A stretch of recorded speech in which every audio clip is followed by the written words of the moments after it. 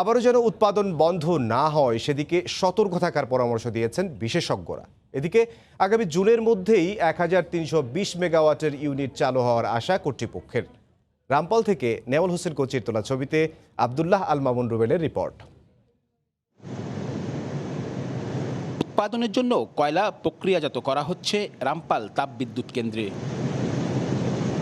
LC জটিলতায় কয়লা সংকটে গত 14 জানুয়ারি উৎপাদন বন্ধ হয়ে যায় রামপাল তাপবিদ্যুৎ কেন্দ্রের। তবে জটিলতা কাটিয়ে গত 9 ফেব্রুয়ারি ইন্দোনেশিয়া থেকে 33,000 মেট্রিক টন কয়লা নিয়ে মোংলায় এসে পৌঁছায় এমভি পাইনেল জাহাজ। এরপর খালাস প্রক্রিয়া শেষে বুধবার রাত 11টা থেকে পুরোপুরি উৎপাদনে যায় বিদ্যুৎ কেন্দ্রটি। সরাসরি জাতীয় গ্রিডে যুক্ত হয় বিদ্যুৎ। যে ক্রয় চুক্তি আছে তাতে আগামী 3 থেকে 4 মাস স্বাভাবিক থাকবে বিদ্যুৎ উৎপাদন বলে জানান প্রকল্প কর্মকর্তা। 2-3 months are protected by this order itself. Few further order, the main contract is also under finalization, and the release of the dollars and the release of the foreign exchange, it will be a crisis for any plant. So that we don't want to comment in a specific. Bangladesh ও ভারতের যৌথ বিনিয়োগে বিদ্যুৎ কেন্দ্র নির্মাণে খরচ হচ্ছে 16,000 কোটি টাকা। আগামী শনিবার 55,000 মেট্রিক টন কয়লা নিয়ে আরও একটি জাহাজ এই বিদ্যুৎ কেন্দ্রে আসার কথা রয়েছে। নিয়মিত বিরতিতে কয়লা আসলে আসন্ন গ্রীষ্ম মৌসুমে দেশের বিদ্যুতের চাহিদার অনেকটাই মেটাবে রামপালের এই বিদ্যুৎ কেন্দ্রটি। আব্দুল্লাহ আল মামুন রুবেল, সময় সংবাদ, রামপাল, বাগেরহাট। এদিকে মার্চে আমদানি শুরু হতে যাওয়ায় ভারতের আদানি গ্রুপের কয়লা ভিত্তিক বিদ্যুৎ কেন্দ্রে বেশ কিছু অনিয়ম পেয়েছে বাংলাদেশ।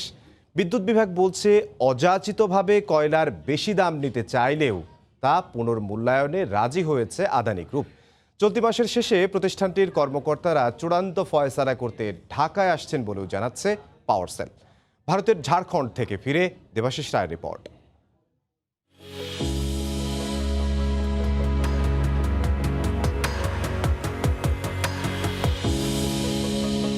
সব ঠিক থাকলে আসছে মার্চেই ভারতের ঝাড়খণ্ডে স্থাপিত আলোচিত শিল্প গ্রুপ আদানির প্ল্যান্ট থেকে বিদ্যুৎ কিনবে বাংলাদেশ।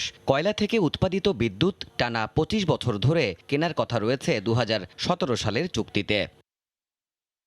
কিন্তু সম্প্রতি আমদানির ঋণপত্র খোলার তথ্য জানিয়ে প্রতি টন কয়লা $400 করে দাম ধরে বাংলাদেশকে চিঠি দেয় আদানি গ্রুপ। আর এতেই নড়ে চড়ে বসেছে পিডিবির কর্মকর্তারা। তাদের বিশ্লেষণ, আন্তর্জাতিক সূচক অনুযায়ী বেশি দামি কয়লায় বিদ্যুতের দামও পড়বে বেশি। আর বিষয়টিকে আদানির অনিয়ম হিসেবেই পর্যালোচনা করছেন দেশের সংশ্লিষ্ট প্রকৌশলীরা।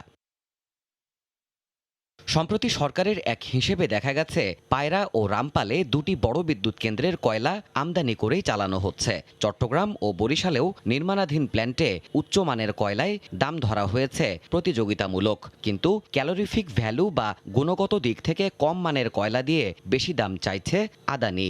Definitely we are equally concern. Coal indexing এর ক্ষেত্রে কিছুটা দেয়ার অ্যানোমালিজ আছে। যথেষ্ট সিরিয়াস যে তাদের সাথে আলাপ আলোচনা করে সেটা সেটেল করা হবে। পাওয়ার সেল বলছে বেশি দামে কয়লা বিদ্যুৎ কেনা হবে না। আদানির প্রতিনিধিরা নতুন করে আলোচনায় সম্মত হয়েছেন। We can cash those issues for further negotiation. আমি যতটুকু জানি at the end of this month তাদের আসার এরকম একটা প্ল্যান আছে। কয়লার আন্তর্জাতিক বাজার নিয়ন্ত্রিত হয় অস্ট্রেলিয়ার নিউ ক্যাসেল ইন্ডেক্স এবং ইন্দোনেশিয়ার ইন্ডেক্স অনুযায়ী। কাজেই ইন্দোনেশিয়ার কয়লা কিনে অস্ট্রেলিয়ার দাম ধরার সুযোগ নেই বলেও দাবি পাওয়ার সেলের। আমদানি করা কয়লা পুড়িয়ে এখান থেকে উৎপাদন করা বিদ্যুৎ যাবে বাংলাদেশে। সেক্ষেত্রে এই বিদ্যুৎ বাংলাদেশকে কিনতে হবে কয়লার মূল্যেই। তাই আগামী দিনগুলোতে এই মূল্য সহনশীল রাখার বন্ধুর পথও পাড়ি দিতে হবে বাংলাদেশের বিদ্যুৎ বিভাগকে। সেই চ্যালেঞ্জও মাথায় রেখেই কাজ করছেন সংশ্লিষ্ট নীতি নির্ধারক ও প্রকৌশলীরা। দেবাশিস রায়, সময় সংবাদ, গড্ডা পাওয়ার প্ল্যান্ট, ঝাড়খণ্ড, ভারত। এবার অন্যান্য প্রসঙ্গ। বাংলাদেশ কারো সঙ্গে যুদ্ধ চায় না, তবে আক্রমণ হলে প্রতিহতের শক্তি আছে বলে জানিয়েছেন প্রধানমন্ত্রী শেখ হাসিনা। চট্টগ্রামে ইস্ট বেঙ্গল রেজিমেন্টের 75 বছর পূর্তি এবং 10ম টাইগার্স পুনর্মিলনী কুচকাওয়াজে একথা বলেন তিনি। এ সময় তুরস্কের ভূমিকম্পে হতাহতদের উদ্ধারে সশস্ত্র বাহিনীর দক্ষতার প্রশংসা করেন প্রধানমন্ত্রী। শেখাউজ্জিপুর ক্যামেরায় বিস্তারিত জানাচ্ছেন কমল দে। ৭১-এর মহান মুক্তিযুদ্ধে সম্মুখ সমরে গুরুত্বপূর্ণ ভূমিকা রেখেছিল বাংলাদেশ সেনাবাহিনীর ইস্ট বেঙ্গল রেজিমেন্ট। সেনাবাহিনীর ঐতিহ্যবাহী এই রেজিমেন্টের ৭৫ বছর পূর্তি অনুষ্ঠানে যোগ দিয়ে গৌরবোজ্জ্বল ইতিহাসকে স্মরণ করলেন প্রধানমন্ত্রী শেখ হাসিনা। চট্টগ্রাম সেনানিবাসের প্যারেড গ্রাউন্ডের এই অনুষ্ঠানে প্রধানমন্ত্রীকে স্বাগত জানান সেনা প্রধান সহ শীর্ষ সেনা কর্মকর্তারা। প্যারেড পরিদর্শন এবং কুচকাওয়াজের সালাম গ্রহণ করেন প্রধানমন্ত্রী। 10 টাইগার্স পূর্ণিমিলন কুচকাওয়াজে প্রধান অতিথির বক্তৃতায় প্রধানমন্ত্রী শেখ হাসিনা বলেন, বাংলাদেশ যুদ্ধ নয়, শান্তিতে বিশ্বাসী, কারো সঙ্গে বৈরিতা চায় না। আমাদের দেশকে একটি শান্তিপূর্ণ দেশে রূপান্তর করতে চাই, তাই সন্ত্রাসবাদ, জঙ্গিবাদ এগুলির প্রতি আমরা জিরো টলারেন্স নীতি গ্রহণ করেছি।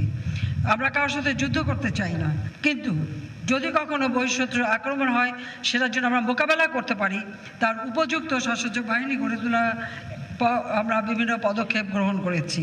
প্রধানমন্ত্রী আরও বলেন, ইউক্রেন রাশিয়া যুদ্ধের বৈশ্বিক সংকট মোকাবেলা করে এগিয়ে যাচ্ছে বাংলাদেশ। তবে এর মধ্যে দুর্গত রাষ্ট্রের পাশে দাঁড়াতে ভোলেনি বাংলাদেশ। তুরস্ক এবং সিরিয়ার ভূমিকম্পে হতাহতদের উদ্ধারে বাংলাদেশের সেনা সদস্যরা সফলতা দেখিয়েছে বলেও উল্লেখ করেন তিনি। আমাদের দেশপ্রেমিক সশস্ত্র বাহিনী সবসময় দেশ ও জনগণের পাশে আছে। যে কোনো দুর্যোগ, দুর্বিপাকে, বন্যা, খরা বা কোনো ভূমিধস যে কোনো কিছু হলেই আমাদের সশস্ত্র বাহিনী তাদের পাশে দাঁড়ায়। সিরিয়া এবং তুরস্কে যে ভূমিকম্প হলো সেখানেও আমরা যে সহযোগিতা প্রেরণ করেছি, আমাদের সশস্ত্র বাহিনীর সদস্যরা সেখানে অত্যন্ত দক্ষতার সাথে উদ্ধার কার্য পরিচালনা করছে। আয়োজনের সবশেষ পর্যায়ে ছিল ইস্ট বেঙ্গল রেজিমেন্টের সদস্যদের অংশগ্রহণে ঐতিহ্যবাহী ব্রতচারী নৃত্য। প্রধানমন্ত্রী শেখ হাসিনা প্যারেড মাঠের সেলেটিং ডাইসে বসে সেই নাচ উপভোগ করেন। বাংলাদেশের মহান মুক্তিযুদ্ধের পাশাপাশি দেশের ইতিহাস এবং ঐতিহ্যের সাথে মিশে আছে এই ইস্ট বেঙ্গল রেজিমেন্ট। তার সাথে জাতির জনকের দুঃসন্তান শেখ কামাল এবং শেখ জামালেরও প্রথম মুক্তিযুদ্ধকালীন কর্মস্থল ছিল এই ইস্ট বেঙ্গল।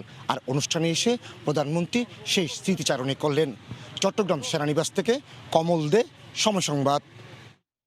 নির্বাচন নিয়ে কোনো সংলাপ চায় না বিএনপি, উল্টো 2014 সালের মতো আবারও আগুন সন্ত্রাসের প্রস্তুতি নিচ্ছে দলটি, এমন মন্তব্য করেছেন আওয়ামী লীগ সাধারণ সম্পাদক ওবায়দুল কাদের। তিনি বলেন, তত্ত্বাবধায়ক সরকার নয়, নির্বাচন হবে সংবিধান অনুযায়ী। আওয়ামী লীগের 4 সদস্যের প্রতিনিধি দল ইউরোপীয় ইউনিয়নের রাষ্ট্রদূতের সঙ্গে বৈঠক শেষে একথা বলেন তিনি।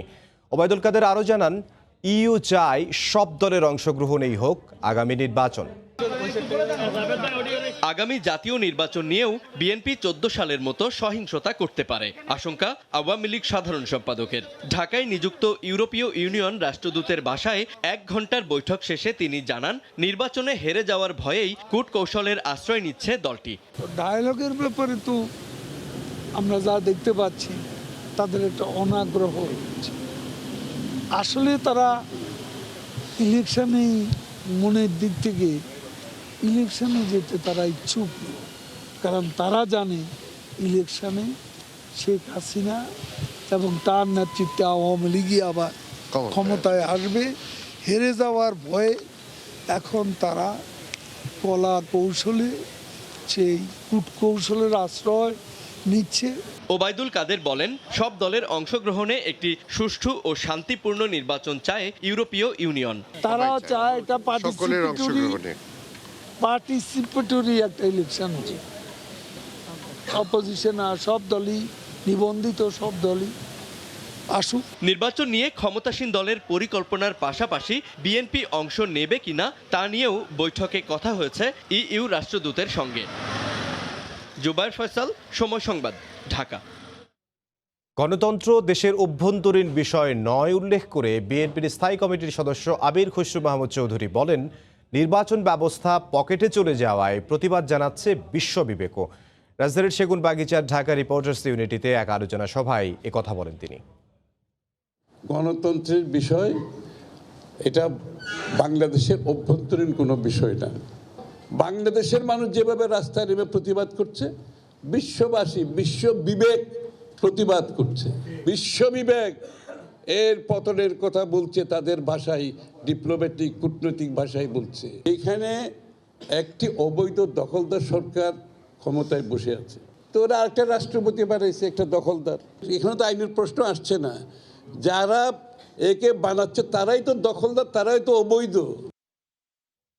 ভুল বোঝাবুঝির অবসান ঘটিয়ে যুক্তরাষ্ট্র বাংলাদেশের সঙ্গে ভালো সম্পর্ক রাখতে চায় বলে জানিয়েছেন পররাষ্ট্রমন্ত্রী।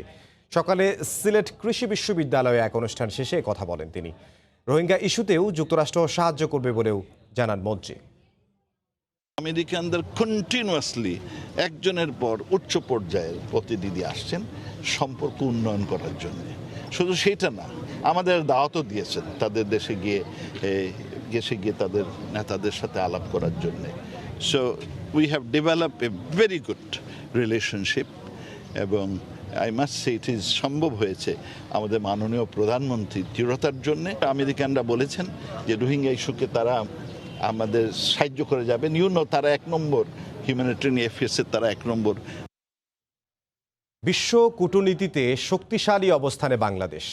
আপাত দৃষ্টিতে যুক্তরাষ্ট্র ও ভারতের প্রতিনিধির ঢাকা সফরকে নিয়মিত প্রক্রিয়ার অংশ মনে হলেও বিশেষজ্ঞরা বলছেন বিশ্ব রাজনীতিতে গুরুত্ব রয়েছে দুতিয়ালির। ডেরেক শোলে এবং বিনয় কাটরার বার্তায় পরিষ্কার হলো বাংলাদেশের সক্ষমতার বিষয়টি। বিশ্লেষকদের পরামর্শ, এমন অবস্থানকে কাজে লাগিয়ে দর কষাকষিতে আরও কৌশলী হতে হবে ঢাকাকে। শাতিলা শারমিনের রিপোর্ট। সাম্প্রতিক বছরগুলোতে কূটনৈতিক পরিসরে বাংলাদেশ তার অবস্থান কতটা শক্তিশালী করতে পেরেছে তার কিছুটা নজির পাওয়া গেল বুধবার ঢাকায় মার্কিন যুক্তরাষ্ট্র ও ভারতের কূটনীতিকদের জোড়া সফরে। একদিকে ডেরেক শোলের সফরে স্পষ্ট হলো ঢাকার প্রতি ওয়াশিংটনের প্রাধান্য, অন্যদিকে দিল্লির বার্তা মোদির আস্থা শেখ হাসিনায়। মার্কিন পররাষ্ট্রমন্ত্রীর উপদেষ্টার সফর মিয়ানমারের উপর চাপ বাড়াবে বলে মনে করছেন আন্তর্জাতিক সম্পর্ক বিশ্লেষকরা। নেপিদোতে গণতান্ত্রিক সরকার প্রতিষ্ঠার ইস্যুতে রাজনৈতিক হিসেব নিকেশে ঢাকার অবস্থান বুঝতে মরিয়া মার্কিনরা। তবে এসবের ঊর্ধ্বে উঠে রোহিঙ্গা প্রত্যাবর্ষণের উপরই জোর দেওয়া হয়েছে বলেও মন্তব্য বিশ্লেষকদের। বাংলাদেশ স্বাভাবিকভাবে বোঝাতে সক্ষম হয়েছে যে মিয়ানমার একটা নেইবার, তার সাথে একটা বৈরী সম্পর্ক তৈরি করতে চাচ্ছি না, বরং আমরা চাচ্ছি যে যত তাড়াতাড়ি হোক রোহিঙ্গার যে আইডেন্টিটির যে বিষয়টা সেটা সমাধান করে যেন তারা ফেরত যেতে পারে। বার্মা অ্যাক্ট করেছে এবং এটা ইমপ্লিমেন্টেশনটা তারা দেখবে। এখন এই ইমপ্লিমেন্টেশনটা করতে যে যুক্তরাষ্ট্র যেন বাংলাদেশের ওই অঞ্চলকে অস্থিতিশীল করে না দেয় সেই দিকটাও বাংলাদেশের খেয়াল রাখতে হবে। আসন্ন G20 সম্মেলনে বাংলাদেশকে অতিথি রাষ্ট্র হিসেবে শুধু আমন্ত্রণই নয়, প্রধানমন্ত্রী শেখ হাসিনাকে সূচনা বক্তা হিসেবেও চায় প্রতিবেশী রাষ্ট্র। দেশটির পররাষ্ট্র সচিবকে পাঠিয়ে এমন আমন্ত্রণকে কূটনীতি বিশেষজ্ঞরা দেখছেন দক্ষিণ এশিয়া অঞ্চলে ঢাকার ভূরাজনৈতিক এবং অর্থনৈতিক সক্ষমতা তুলে ধরার প্রক্রিয়া হিসেবে। সাউথের পক্ষ থেকে কি কি জিনিস দেখবার দরকার আন্তর্জাতিক প্রেক্ষাপটে সেইগুলো তুলে ধরবেন, সেই হিসেবে বাংলাদেশে একটা তো বড় রোল আছে। তাদের যে জাতীয় স্বার্থ থেকে শুরু করে তাদের যে নিরাপত্তার যে বিষয়টা, বাণিজ্যের বিষয়টা, সেরকম একটা সরকার তারা আওয়ামী লীগের মধ্যেই তারা দেখছে। সব ঠিক থাকলে আসছে সেপ্টেম্বরে দিল্লিতে অনুষ্ঠিতব্য G20 প্ল্যাটফর্মে কূটনৈতিক মুনশিয়ানা দেখাতে সক্ষম হবে বাংলাদেশ, প্রত্যাশা বিশ্লেষকদের। শাতিলা শারমিন, সময় সংবাদ, ঢাকা। আগামীতে স্মার্ট বাংলাদেশ বিনির্মাণে নতুন প্রজন্মকে প্রস্তুত হওয়ার আহ্বান জানিয়েছেন আওয়ামী লীগের সভাপতি মণ্ডলীর সদস্য অ্যাডভোকেট কামরুল ইসলাম এমপি। সকালে রাজধানীর কামরাঙ্গীর চরে শেখ জামাল সরকারি মাধ্যমিক বিদ্যালয়ে বার্ষিক পুরস্কার বিতরণী ও সাংস্কৃতিক অনুষ্ঠানে এই আহ্বান জানান তিনি। কামরুল ইসলাম বলেন, যারা দেশের উন্নয়ন চায় না তারাই দেশ বিরোধী ষড়যন্ত্র করছে। টেক ব্যাক বাংলাদেশ নয়, গো ফরওয়ার্ড বাংলাদেশ বিনির্মাণে কাজ করছে আওয়ামী লীগ সরকার। পরে বার্ষিক পুরস্কার বিতরণী অনুষ্ঠানে বিজয়ীদের মাঝে ক্রেস্ট ও সম্মাননা তুলে দেন তিনি।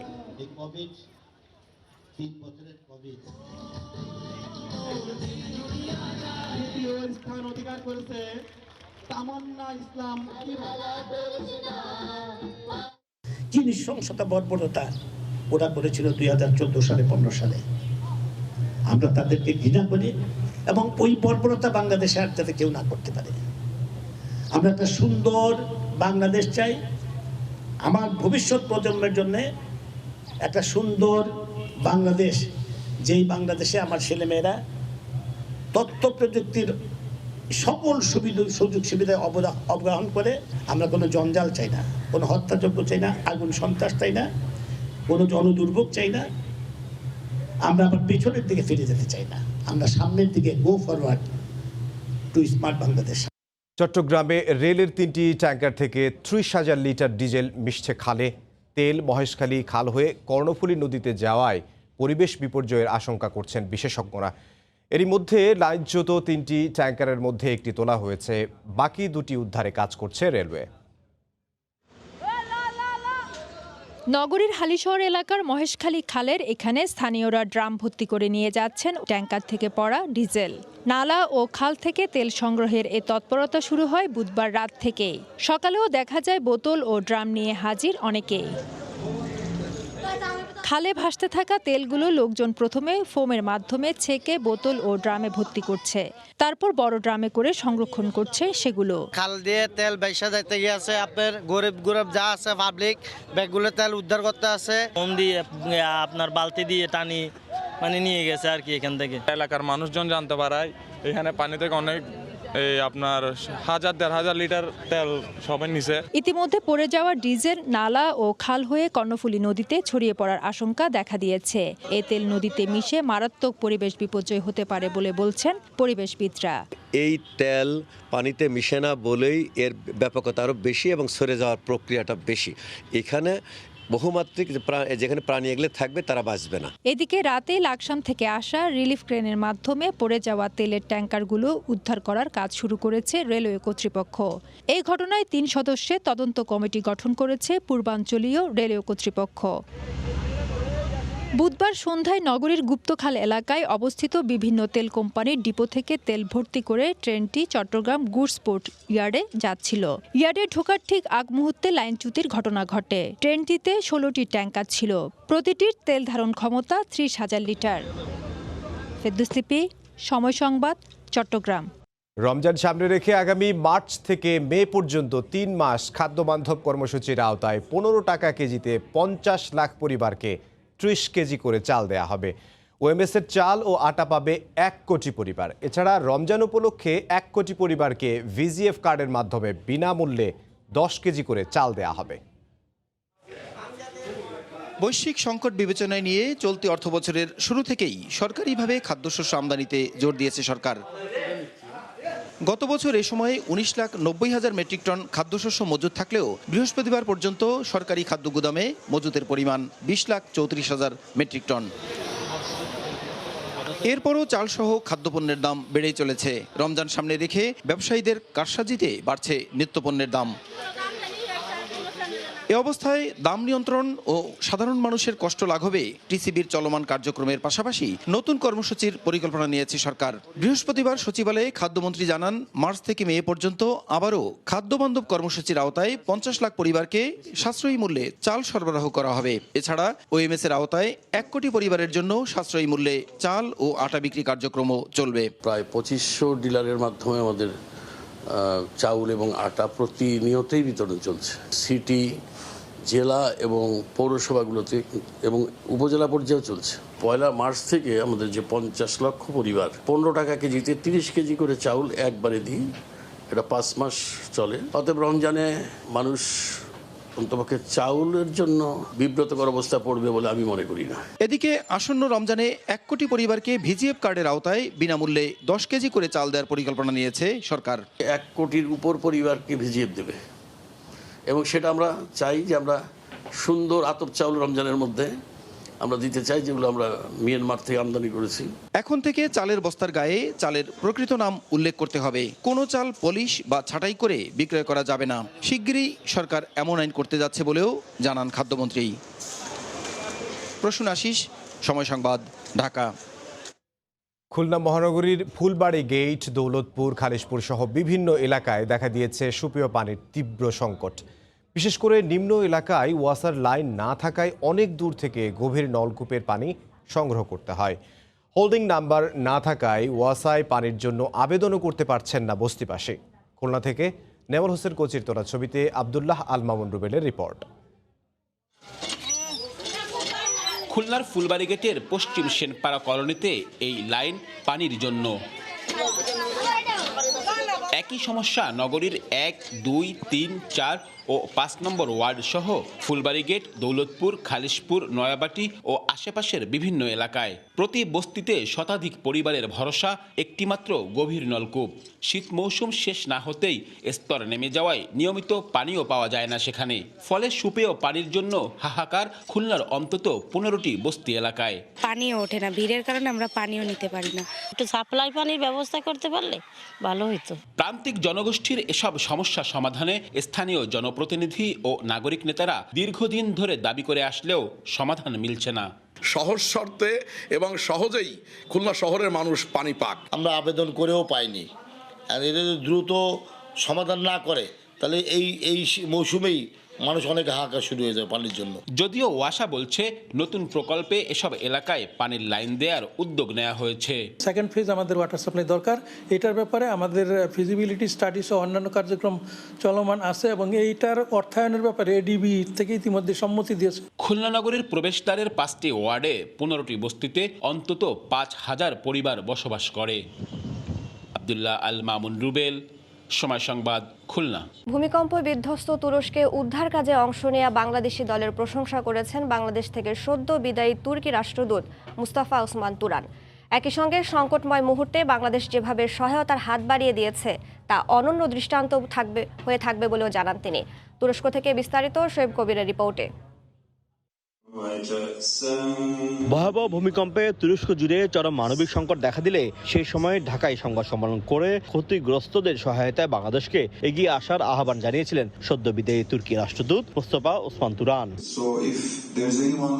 ঢাকায় রাষ্ট্রদূতের দায়িত্ব থেকে সদ্য বিদায় নেওয়া তুরান বর্তমানে নিজ দেশ তুরস্কের আদিয়ামানে দুর্যোগ ব্যবস্থাপনার প্রধান সমন্বয়ক হিসেবে যোগ দিয়েছেন। আর এখানেই উদ্ধার অভিযান চালিয়ে যাচ্ছে বাংলাদেশ থেকে আসা সেনাবাহিনীর সমন্বিত দলটি। খবর পেয়ে সেনাবাহিনীর অস্থায়ী ক্যাম্পে হাজির হন মোস্তফা ওসমান তুরান। উদ্ধার অভিযানে বাংলাদেশ দলের কর্মদক্ষতার ভূয়সী প্রশংসা করে সবার প্রতি কৃতজ্ঞতা জানান তিনি। বাংলাদেশি উদ্ধারকারী দলের সদস্যদের সঙ্গে দেখা করতে আজ আমি এখানে এসেছি। তারা যেভাবে উদ্ধার কার্যক্রম চালিয়ে যাচ্ছেন তা সত্যি প্রশংসার দাবিদার। এখানকার স্থানীয় মানুষজন এবং আমার সহকর্মীদের সাথেও আমি কথা বলেছি, তারাও বাংলাদেশি দলের ভূমিকার ভূয়সী প্রশংসা করেছেন। বাংলাদেশ যেভাবে তুরস্কের পাশে এসে দাঁড়িয়েছে তা দেশের মানুষ কোনোদিন ভুলবে না। ফর্মার সশস্ত্র বাহিনী এবং বাংলাদেশ ফায়ার সার্ভিস এবং সিভিল ডিফেন্স যেভাবে কাজ করছে তার প্রশংসা করেছেন। বাংলাদেশের যারা উদ্ধারকারী দল তারা অত্যন্ত প্রফেশনালি এবং খুব ভালোভাবে তাদের এই দায়িত্বগুলো পালন করছে। সকলের পক্ষ থেকে উনি মূলত ধন্যবাদ জ্ঞাপন করার জন্যই এসেছিলেন। স্মরণকালের ভয়াবহ এই ভূমিকম্পের পরপরই তুরস্কে বিপুল সংখ্যক তাঁবু, কম্বল, শুকনা খাবার, ওষুধ ও মেডিকেল টিম সহ 46 সদস্যের উদ্ধারকারী দল পাঠায় বাংলাদেশ। সদ্য বিদায়ী তুর্কি রাষ্ট্রদূত মোস্তফা ওসমান তুরান হঠাৎ করে এলেন বাংলাদেশ সেনাবাহিনীর উদ্ধারকারী দলের ক্যাম্পে। তিনি বললেন, তুরস্কের এই সংকটকালীন মুহূর্তে বাংলাদেশ সেনাবাহিনী যেভাবে কাজ করে যাচ্ছেন এটি বাংলাদেশ তুরস্কের বন্ধুত্বের এক অনন্য নিদর্শন। শোয়েব কবির, সময় সংবাদ, আদিয়ামান, তুরস্ক। ভয়াবহ ভূমিকম্পের পর বিধ্বস্ত দুই দেশ তুরস্ক ও সিরিয়ার চিত্র অনেকটাই আলাদা। উদ্ধার অভিযান পরিচালনার পাশাপাশি ক্ষতিগ্রস্ত অঞ্চল দ্রুত পুনর্নির্মাণের প্রতিশ্রুতি দিয়েছে এরদোয়ান সরকার। অন্যদিকে এখনও ত্রাণের জন্য হাহাকার যুদ্ধবিধ্বস্ত সিরিয়ায়। গত 6 ফেব্রুয়ারি আঘাত হানা ভয়াবহ ভূমিকম্পে ধ্বংসস্তূপে পরিণত তুরস্কের দক্ষিণ পূর্বাঞ্চলে এখনও চলছে উদ্ধার কাজ। স্বজনের লাশের অপেক্ষায় অনেকেই ভিড় করছেন বিধ্বস্ত ভবনের সামনে। তুরস্কের কাহারামানমারাজ শহরের স্টেডিয়ামে অস্থায়ী ক্যাম্পে আশ্রয় নিয়েছেন বহু মানুষ। ঘরবাড়ি হারানোদের সরবরাহ করা হচ্ছে খাবার ও বিশুদ্ধ পানি, দেয়া হচ্ছে চিকিৎসা সেবা। তবে কোনো কিছুতেই যেন ভূমিকম্পের ভয়াবহ স্মৃতি ভুলতে পারছেন না তারা। আমরা যে অবস্থার মধ্য দিয়ে যাচ্ছি তা ভাষায় প্রকাশ করার মতো না। আমি যেন সব বোধ শক্তি হারিয়ে ফেলেছি। আমার পরিবারের সবাই ভূমিকম্পের সময় কোথায় ছিল, আমি কিভাবে ঘর থেকে বের হয়েছি, কিছুই মনে করতে পারছি না। দ্রুত ক্ষতিগ্রস্ত ভবন ভেঙে ফেলে পুনর্নির্মাণ কাজ শুরুর কথা জানিয়েছে তুরস্কের সরকার। এক টুইট বার্তায় দেশটির পরিবেশ ও নগরায়ণ মন্ত্রী মুরাদ কুরুম জানান, সামান্য ক্ষতি হয়েছে এমন সব ভবন ভেঙে নিরাপদ বাড়ি তৈরি করা হবে। তবে তুরস্কে উদ্ধার অভিযান ও ত্রাণ কার্যক্রম সমানতালে এগোলেও উল্টো চিত্র সিরিয়ায়। ভূমিকম্পে সবচেয়ে ক্ষতিগ্রস্ত উত্তর পশ্চিমাঞ্চলে এখনও পৌঁছানো যাচ্ছে না চাহিদা অনুযায়ী প্রয়োজনীয় সব সামগ্রী। দেশটির বিদ্রোহী গোষ্ঠী হায়াত তাহরির আল শাম নিয়ন্ত্রিত এলাকাগুলোর পরিস্থিতি সবচেয়ে উদ্বেগজনক বলে জানিয়েছে বিশ্ব স্বাস্থ্য সংস্থা। Particularly in countries where animal to human transmission of mpox has been reported. এদিকে সিরিয়ায় ভূমিকম্পে ক্ষতিগ্রস্ত মানুষদের জরুরি ভিত্তিতে আশ্রয়, খাবার, পানি ও নিরাপত্তা প্রয়োজন বলে জানিয়েছে জাতিসংঘ। তুরস্ক হয়ে সিরিয়ার উত্তর পশ্চিমাঞ্চলে ত্রাণ ও প্রয়োজনীয় সামগ্রী পাঠানো বাধামুক্ত করতে সীমান্ত খুলে দিতে বাশার আল আসাদ সরকারের প্রতি আহ্বান জানিয়েছে বিশ্ব সংস্থাটি। ফরহাদ চৌধুরী, সময় সংবাদ। আবারও বন্দুক হামলায় রক্ত ঝরল যুক্তরাষ্ট্রে। স্থানীয় সময় বুধবার টেক্সাসের এল পাসো শহরের একটি ব্যস্ত শপিং মলে এলোপাতাড়ি গুলি চালায় অজ্ঞাত বন্দুকধারীরা। পরে ঘটনাস্থল থেকে একজনের মরদেহ উদ্ধার করা হয়। আহত হয়েছেন 3 জন। হামলায় জড়িত সন্দেহে একজন আটক হয়েছে। আরও হামলার আশঙ্কায় জারি করা হয়েছে সতর্কতা। যুক্তরাষ্ট্র থেকে লস্কর আল মামুনের রিপোর্ট। একের পর এক বন্দুক হামলায় বিপর্যস্ত যুক্তরাষ্ট্র। প্রতিদিনই দেশটির কোনো না কোনো অঙ্গরাজ্যে ঘটছে হামলার ঘটনা। ক্যালিফোর্নিয়া ও মিশিগানের পর আবারও রক্ত ঝরল টেক্সাসে। স্থানীয় সময়ে বুধবার টেক্সাস অঙ্গরাজ্যের এল পাসো শহরের একটি ব্যস্ত শপিং মলে অতর্কিত হামলা চালায় অজ্ঞাত 2 বন্দুকধারী। প্রাণে বাঁচতে দিকবিদিক ছুটতে থাকেন সাধারণ মানুষ। খবর পেয়ে দ্রুত ঘটনাস্থলে পৌঁছে আশপাশের এলাকা ঘিরে ফেলে পুলিশ। পরে সেখান থেকে হতাহতদের উদ্ধার করে হাসপাতালে নিয়ে যাওয়া হয়। এই ঘটনায় জড়িত সন্দেহে একজনকে আটক করা হলেও তার বিস্তারিত পরিচয় প্রকাশ করেনি পুলিশ। হামলায় জড়িত আরেক অস্ত্রধারীকে ধরতে অভিযান শুরু হয়েছে। আবারও হামলার আশঙ্কায় আশেপাশের এলাকা এড়িয়ে চলার পরামর্শ দিয়েছে পুলিশ। এই মুহূর্তে ঘটনাস্থল থেকে বিভিন্ন আলামত সংগ্রহ করছি। শপিং মলের ভেতরে হামলার ফোন পাওয়ার পরপরই দ্রুত ছুটে আসি আমরা। ধারণা করছি এই হামলার সঙ্গে আরও একজন জড়িত। তাকে শনাক্ত করতে সব চেষ্টা অব্যাহত আছে। ধাপে ধাপে আমরা সব ধরনের ব্যবস্থা নেব। যেই জড়িত থাকুক না কেন আশা করি দ্রুতই আটক করতে সক্ষম হব আমরা। এদিকে হামলার কারণ জানতে তদন্তের পাশাপাশি আটক ব্যক্তিকে জিজ্ঞাসাবাদ শুরু করেছে পুলিশ। এর আগে 2019 সালে ওয়ালমার্টে একই ধরনের হামলায় প্রাণ হারিয়েছিল অন্তত 23 জন। পুলিশ বলছে নিরাপত্তা বাহিনীর দ্রুত পদক্ষেপের কারণে বড় ধরনের প্রাণহানি এড়ানো সম্ভব হয়েছে। লস্কর আল মামুন, সময় সংবাদ, যুক্তরাষ্ট্র। যুক্তরাষ্ট্রের সমাজ ব্যবস্থা ও অর্থনীতিকে ক্যান্সারের মতো গ্রাস করছে বন্দুক সহিংসতা। দেশটির একটি প্রজন্ম হয়ে উঠছে দিশেহারা, বেপরোয়া। 46 বছরে বিভিন্ন যুদ্ধে যে সংখ্যক মার্কিন নাগরিক ও সেনা নিহত হয়েছেন তার চেয়ে 3 লাখের বেশি মানুষ প্রাণ হারিয়েছেন বন্দুক সহিংসতায়। হামলার ঘটনায় চরম নিরাপত্তাহীনতায় রয়েছেন প্রবাসী বাংলাদেশিরাও। যুক্তরাষ্ট্র থেকে লস্কর আল মামুনের আরও একটি রিপোর্ট।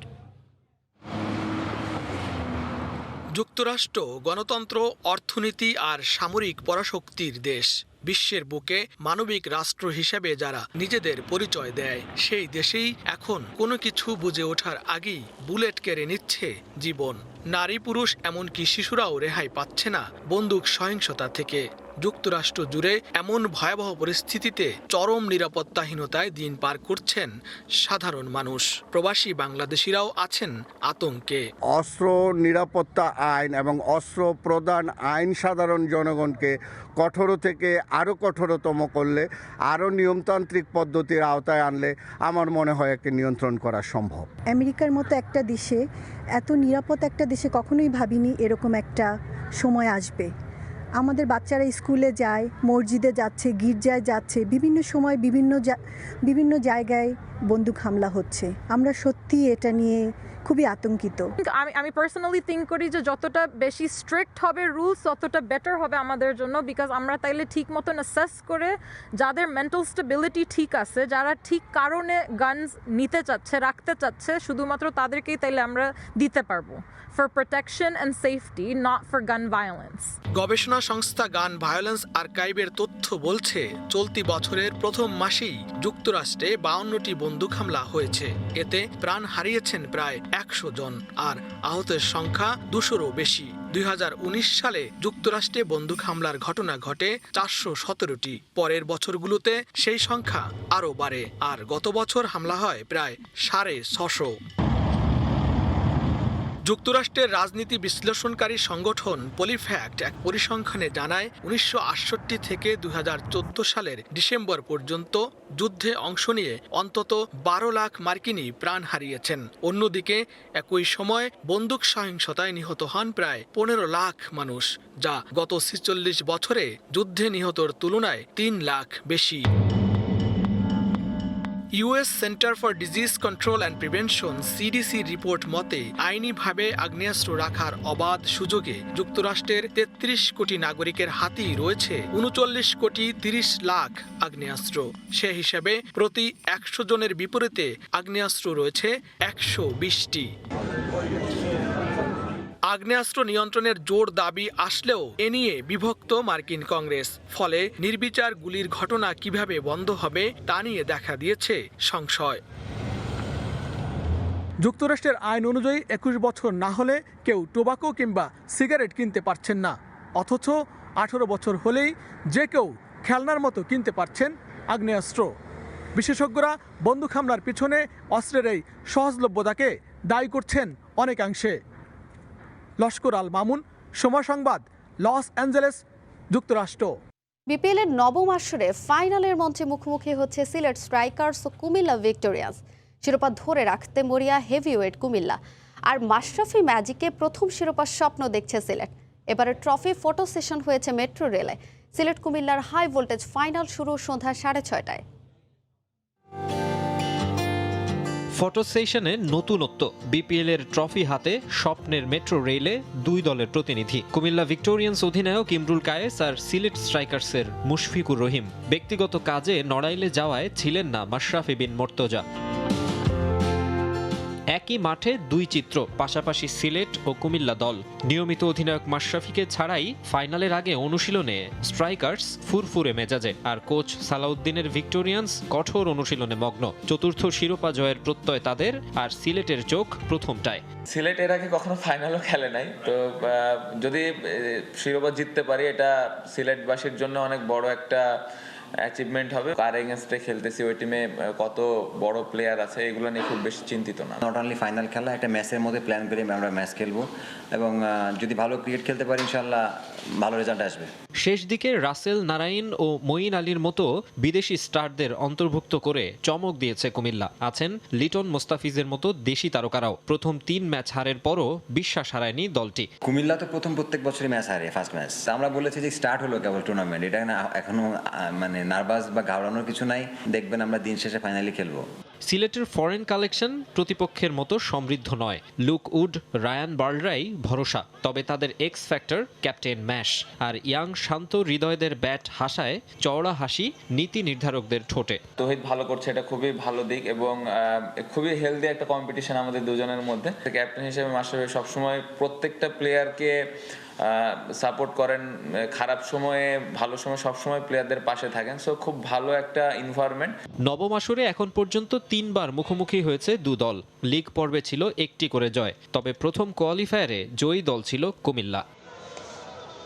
ফাইনালের মঞ্চ প্রস্তুত। হোম অফ ক্রিকেটের 22 গজে লড়াইয়ের জন্য তৈরি সিলেট স্ট্রাইকার্স এবং কুমিল্লা ভিক্টোরিয়ান্সও। এর আগে বিপিএল এর ফাইনালে কখনোই হারেনি কুমিল্লা। অন্যদিকে একই রেকর্ড আছে মাশরাফি বিন মুর্তজারও। তবে এবার বিপিএল এর ফাইনালে বড় হয়ে দাঁড়াতে পারে দু দলের ফরেন কালেকশনের শক্তির পার্থক্য। সব মিলিয়ে হাড্ডাহাড্ডি এক ফাইনাল উপভোগের অপেক্ষায় দর্শকরা।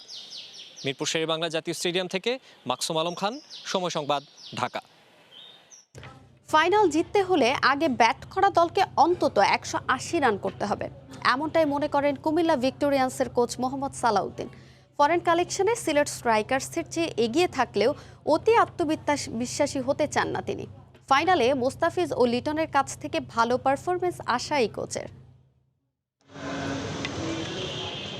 একাডেমি মাঠে অখণ্ড মনোযোগ। কুমিল্লা ভিক্টোরিয়ান্সের হয়ে জিতেছেন বিপিএল এর 3 শিরোপা, কিন্তু তাতেও ক্ষুধা মেটেনি। আরও একটা ট্রফি চাই কোচ মোহাম্মদ সালাউদ্দিনের। সে লক্ষ্যেই নবম আসরের ফাইনাল ম্যাচের পরিকল্পনায় ডুবে আছেন এই মাস্টার মাইন্ড। ব্যাটে বলে সমান তালে ছুটছে কুমিল্লা। গেল 3 ম্যাচে তাদের বিপক্ষে 130-এর বেশি রান তুলতে পারেনি কোনো দল। তবে ফাইনাল হাই স্কোরিং হবে বলেই মনে করেন ভিক্টোরিয়ান কোচ। 180 প্রায় চেজ হয়ে যাচ্ছিল। ডিপেন্ড করে আসলে আপনি আপনার বোলিং এর একটা কিরকম, তারা কতটুকু ডিফেন্ড করতে পারবে। তো ফুলি আমরা যদি বড় স্কোর করতে পারি আমরা সেটা ডিফেন্ড করার চেষ্টা করব, যেহেতু লাস্ট 3টা ম্যাচে আমরা ভালো বোলিং করেছি এবং অন্য অপোনেন্ট 130-এর বেশি করতে দিই। এটাতে প্রতিদিন হবে সেটাও আমি জানি যে এটা প্রতিদিন হওয়া সম্ভব না। আত্মবিশ্বাস না থাকলে তারা এত দূর আসতে পারতাম না। আমাদের আত্মবিশ্বাসটা আছে যেন আমরা আবার অতি আত্মবিশ্বাসী না হয়ে যায় সেদিকটা লক্ষ্য রাখবো। ফ্র্যাঞ্চাইজি মালিক পক্ষের সঙ্গে সুসম্পর্ক তার, কোচের ওপর অগাধ আস্থা তাদেরও। সালাউদ্দিনের দাবি স্বাধীনভাবে কাজ করতে পারেন, দল সাজাতে পারেন মনের মতো। বাজেটেও কোনো কার্পণ্য করে না বিপিএল ইতিহাসের সফল দলটি। এবারও বিশ্ব champion English allrounder Moeen Ali এবং ক্যারিবীয় আন্দ্রে রাসেল ও সুনীল নারায়ণদের এনে সবচেয়ে তারকাবহুল দল সাজিয়েছে কুমিল্লা। বিপিএল আমরা সবসময় এনজয় করি, কারণ এটা আমার কাছে মনে হয় এটা অনেক বড় উপলক্ষ।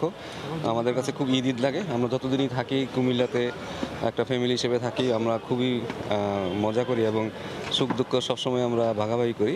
এবং আমার মনে হয় যে এখানে যে 45 দিন থাকি আমাদের প্রতিটা দিনই আমাদের খুব ভালোভাবে যায়। ক্যারিশম্যাটিক কোচের মতে বিদেশিদের ছাপিয়ে ফাইনালে এক্স ফ্যাক্টর হয়ে উঠতে পারে দেশিরা। লিটন দাসের বন্দনা তার কণ্ঠে। পাশাপাশি মুস্তাফিজ তেমন আলোচনায় না থাকলেও ফাইনালের মঞ্চে জ্বলে উঠবেন কাটার মাস্টার, বিশ্বাস সালাউদ্দিনের। মাকসুম আলম খান, সময় সংবাদ, ঢাকা। মাশরাফি বিন মুর্তজা সাহস নিয়ে ম্যাচের বিভিন্ন সময় সিদ্ধান্ত নেন, যাতে সফলও হন অধিকাংশ সময়। ম্যাচে ম্যাজিকের মতো মনে হয়, এমন মন্তব্য করেছেন তার সতীর্থ নাজমুল হোসেন শান্ত। ম্যাচের অধিনায়কত্বে অপেক্ষাকৃত দুর্বল দল নিয়েও ফাইনালে পা রেখেছে সিলেট স্ট্রাইকার্স। ফাইনালের প্রতিপক্ষ দলের অধিনায়ক ইমরুল কায়েসও প্রশংসা করলেন মাশরাফির। মাশরাফি বিন মুর্তজার কাছে যেন আছে একটা জাদুর কাঠি। ক্যারিয়ারের শেষ দিকেও তারুণ্যকে হার মানানো পারফরমেন্স। মাঠে তার উপস্থিতি বাড়তি অনুপ্রেরণা দেয় সতীর্থদের। হঠাৎ নেওয়া সিদ্ধান্ত দুমড়ে মুচড়ে দেয় প্রতিপক্ষের পরিকল্পনা। ক্যাপ্টেন মাশরাফির অধীনে দেশের ক্রিকেট সোনালী সময় কাটিয়েছে। ফ্র্যাঞ্চাইজি ক্রিকেটেও আরও ক্ষুরদার মস্তিষ্ক ম্যাশ। বিপিএল শুরুর আগে যে দলটা নিয়ে বড় কোনো আশা ছিল না, তারাই এখন তার নেতৃত্বে ফাইনালে। নাজমুল শান্তর কাছে ম্যাচের অধীনে খেলতে পারা অন্যরকম প্রাপ্তি। অ্যাজ এ ক্যাপ্টেন হিসেবে মাশরাফি সবসময় প্রত্যেকটা প্লেয়ারকে সাপোর্ট করেন, খারাপ সময়ে ভালো সময় সবসময় প্লেয়ারদের পাশে থাকেন। সো খুব ভালো একটা এনভায়রনমেন্ট। আমরা সবাই জানি উনি অনেক সাহসী একটা মানুষ। সো ওই সাহসটাই হয়তো ওনার বড় একটা শক্তির জায়গা, এবং ওই জন্য উনি ওই রকম টিমের ক্রাঞ্চ মোমেন্টে ওই রানগুলো করেছেন, যেটা আমাদের টিমের জন্য অনেক হেল্প হয়েছে। বিপিএল ফাইনালের আগে আলোচনায় মাশরাফির অধিনায়কত্ব। প্রতিপক্ষ কুমিল্লার অধিনায়ক ইমরুল কায়েসও প্রশংসা করলেন ম্যাচের। এটাও মানছেন ক্রিকেটটা টিম গেম, তবে মাশরাফির কিছু সিদ্ধান্ত সবসময় চমকে দেয় প্রতিপক্ষকে, স্বীকার করলেন ইমরুল। ক্রিকেট খেলা একটা টিম গেম, এখানে আসলে ম্যাজিক বলে কোনো কথা নেই। এখানে জিনিসটা হচ্ছে যে আপনি যদি আপনার টিমের যদি জেলিংটা ভালো থাকে, টিম যদি ভালো খেলতে থাকে, তাহলে আপনি টিম রেজাল্ট সম্ভব। অনেকে অনেক হাই প্রোফাইল টিম করেও কিন্তু রেজাল্ট আসে না, বিকজ অফ টিমের ভিতরে এনভায়রনমেন্ট ভালো থাকে না। মাঠে গিয়ে শুধু খেলতে হয়, খেলে, কিন্তু টিম বন্ডিংটা বা এই জিনিসগুলো ঠিক থাকে না। তো ফ্র্যাঞ্চাইজি ক্রিকেটে এই জিনিসটা খুব ইম্পর্টেন্ট আমি মনে করি। তো মাশরাফি ভাই ওনার যে টিম, ওনার টিমের যে টিমে খেলো না কেন, ওই জিনিসটা খুব ভালোভাবে হ্যান্ডেল করে। কুমিল্লা ফাইনালে কখনো হারেনি। মাশরাফিও তার ক্যারিয়ারে বিপিএল ফাইনালে হারতে হয়নি। এবার সেই রেকর্ড ভাঙতে যাচ্ছে। মাশরাফি নাকি কুমিল্লার জয়, সেটা জানতে অপেক্ষা করতে হচ্ছে ভক্তদের। তারেক হাসান শিমুল, সময় সংবাদ, ঢাকা। স্প্যানিশ ক্লাব বার্সেলোনার বিরুদ্ধে আবারও দুর্নীতির অভিযোগ। 2016 থেকে 2018 পর্যন্ত স্প্যানিশ ফুটবল ফেডারেশনের রেফারি সংক্রান্ত টেকনিক্যাল কমিটির ভাইস চেয়ারম্যানের প্রতিষ্ঠানকে $15 লাখ দিয়েছে বার্সা কর্তৃপক্ষ। এর ফলে মাঠে ক্লাবটি সুবিধা পেয়েছে বলেও অভিযোগ উঠেছে। যদিও বার্সেলোনা ও অভিযুক্ত হোসে মারিয়া এনরিকেজ নেগ্রেইরা কোনো অবৈধ কাজ করেননি বলে দাবি করছেন তিনি। জোসেপ মারিয়া বার্তোমেউ বার্সেলোনার ইতিহাসকে কলঙ্কিত করেছেন এই ব্যক্তি। কাতালান ক্লাবটির সভাপতির দায়িত্ব পালন করেছেন 6.5 বছর। এই সময় 13 ট্রফি জয়ের সঙ্গে দুর্নীতি ও আর্থিক কেলেঙ্কারির পাহাড় গড়েছে বার্সেলোনা। আর্থিক অনিয়মের কারণে 2020 সালে ক্লাব থেকে বিতাড়িত হন বার্তোমেউ। হুয়ান লাপোর্তা দায়িত্ব নেয়ার পর আবারও যখন সুদিন ফেরার স্বপ্ন দেখছিল বার্সা, ঠিক তখনই ঘুষ দিয়ে সুবিধা নেয়ার অভিযোগ আসলো ক্লাবটির বিরুদ্ধে। বুধবার একটি কাতালান রেডিওর খবরে আসে স্প্যানিশ ফুটবল ফেডারেশনের রেফারি সংক্রান্ত টেকনিক্যাল কমিটির সাবেক vice chairman Jose Maria Enriquez নেগ্রেইরার ব্যক্তিগত প্রতিষ্ঠানকে 3 বছরে 14 লাখ ইউরো দিয়েছে বার্সেলোনা, যার কোনো নথিও নেই ক্লাবটির কাছে। তবে প্রসিকিউটরের কাছে দেয়া জবানবন্দিতে এই অর্থ নেয়ার বিপরীতে মাঠে কোনো সুবিধা দেওয়ার কথা অস্বীকার করেছেন নেগ্রেইরা ও তার ছেলে। কাতালুনিয়া রেডিও জানায় 2016 সালে 5,32,000 ইউরো, 2017-তে 5,41,000 এবং 2018-তে 3,18,000 ইউরো দেয়া হয় নেগ্রেইরার প্রতিষ্ঠান দাসনেল 95-কে। আর ওই 3 মৌসুমে দুবারই লা লিগা শিরোপা জিতেছে বার্সা। এই অভিযোগ ওঠার পর আনুষ্ঠানিক বিবৃতি দিয়েছে বার্সেলোনা কর্তৃপক্ষ, যদিও নেগ্রেইরা ও বার্সার বক্তব্যের কোনো মিল নেই। নেগ্রেইরা বলছেন মাঠে রেফারিদের সঙ্গে ফুটবলারদের আচরণ কেমন হওয়া উচিত এ বিষয়ে পরামর্শ দিয়েছে তার প্রতিষ্ঠান, যদিও তার সপক্ষে কোনো নথি দেখাতে পারেননি সাবেক এই রেফারি। অন্যদিকে আনুষ্ঠানিক বিবৃতিতে বার্সা জানিয়েছে স্প্যানিশ লিগের নিচের সারির ক্লাবগুলোর খেলোয়াড়দের টেকনিক্যাল রিপোর্ট ভিডিওর মাধ্যমে সরবরাহ করেছে প্রতিষ্ঠানটি। ভিন্ন বক্তব্য থেকেই প্রমাণ হয় সর্ষের মধ্যে ভূত, যদিও বার্সা বলছে এই ভুয়া খবরের বিরুদ্ধে তারা প্রয়োজনে আইনি পদক্ষেপ নেবে। অবশ্য আরেকটা চমকপ্রদ তথ্য দিয়েছেন সাংবাদিক আলবার্ট ওর্তেগা। 2016 থেকে 18 পর্যন্ত লা লিগায় টানা 78 ম্যাচে